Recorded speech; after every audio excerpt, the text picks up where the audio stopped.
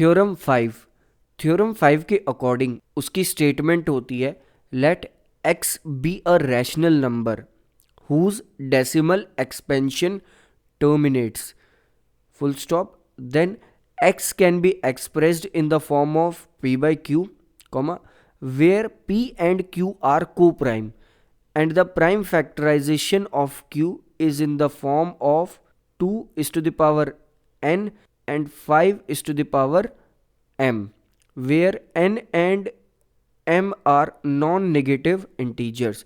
Theorem 5 के according अगर हमारे पास कोई रैशनल नंबर है x और इसके डेसिमल एक्सपेंशन टर्मिनेट होते हैं यानी कि ख़त्म होते हैं, रिपीट नहीं होते, यानी कि एक नॉन टर्मिनेटिंग वाला डेसिमल एक्सपेंशन ना हो, जैसा कि हमने अभी एग्जाम्पल्स में देखा था प्रीवियसली, लाइक 0.375, 0.174 जो हमारे पास एग्जाम्पल्स थे.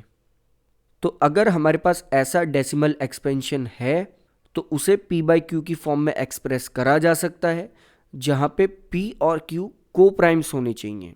हमने को प्राइम्स ही फाइंड करे थे, उन्हें कट करके आगे लाइक 0.375 में हमारा वो नंबर आ रहा था 3/2 की पावर 3 दैट इज़ 3/8. p तो हमारा हो जाएगा यहाँ पे 3 एंड q हो जाएगा हमारा 8 और 3 और 8 यहाँ पे को प्राइम्स हैं, यानी कि 1 के अलावा इनके और कोई फैक्टर्स नहीं हैं. सो अगर ऐसा होता है p और q अगर को प्राइम्स आते हैं तो q का प्राइम फैक्टराइजेशन हम बता सकते हैं कि वो होगा 2 की पावर n मल्टीप्लाइड बाय 5 की पावर m, जहाँ पे n और m एक नॉन नेगेटिव इंटीजर्स होने चाहिए.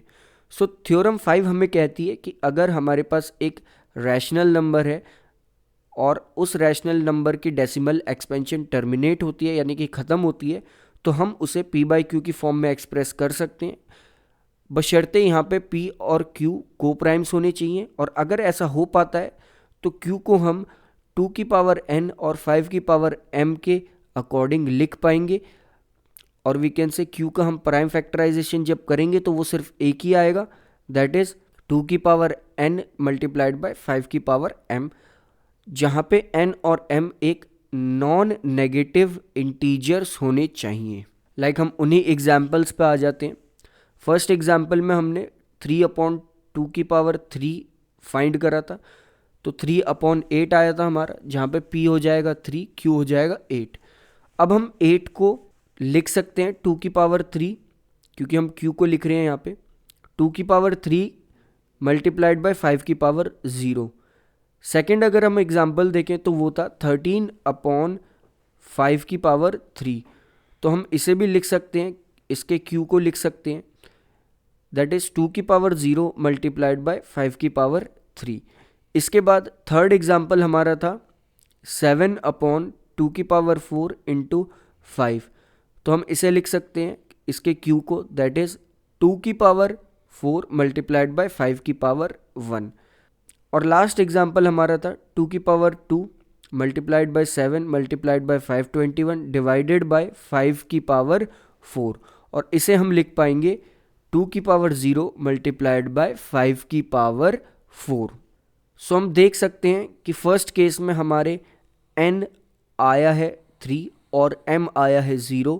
सेकेंड केस में, और we can say second example में हमारा n आया है 0 और m आया है 3.